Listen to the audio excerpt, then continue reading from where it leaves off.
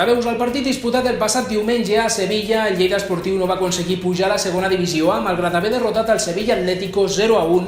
Tot es va decidir a la ronda de penals, que va finalitzar 5-4 a favor del conjunt andalús.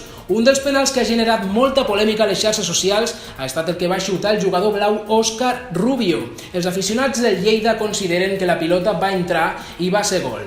Tot i que el club ja ha descartat presentar al·legacions davant la Federació Espanyola de Futbol, els aficionats del Lleida han iniciat una campanya de recollida de signatures a través del web change.org per tal de denunciar les injustícies en el futbol i per tal de reivindicar que el Lleida Esportiu es mereix estar a la segona divisió A, i atribueixen que tot va estar una errada de l'àrbit i dels líniers. Sigui com sigui, malgrat aquesta polèmica, el Lleida Esportiu ja pensa en el futur i ha començat a preparar la nova temporada.